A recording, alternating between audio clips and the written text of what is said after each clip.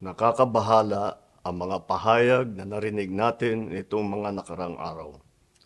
Nandyan ang walang pakundangang pagmumura at ang pagbabanta ng planong ipapatay ang ilan sa atin.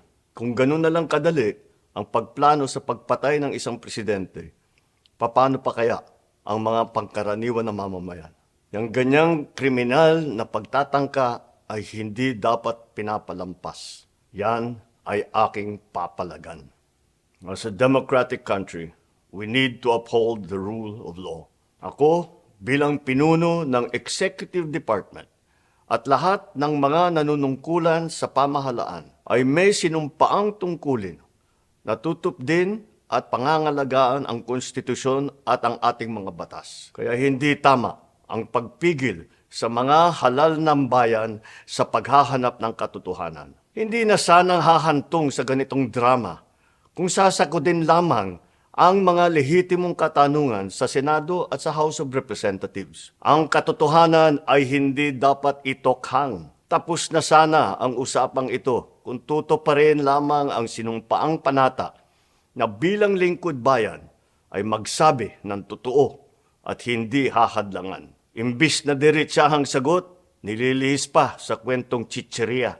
Hangad ko na matuldukan na itong mga pangyayaring ito sa parang matiwasay at magdadala sa atin sa katotohanan. 12 taon din ako nanungkulan sa magkaparehong kamara ng Kongreso. Batid ko ang kapangyarihan iginawad sa kanila ng taong bayan at ng ating konstitusyon.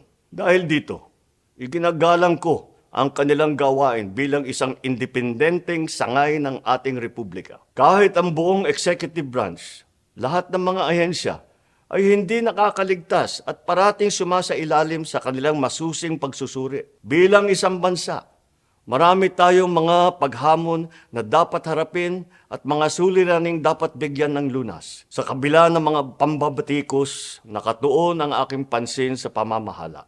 Ngunit, hindi natin ikokompromiso ang rule of law. Kailangan manaig ang batas sa anumang sitwasyon, sino man ang tamaan. Kaya hindi ko hahayaan magtagumpay ang hangarin ng iba na hatakin ang buong bansa sa burak ng politika.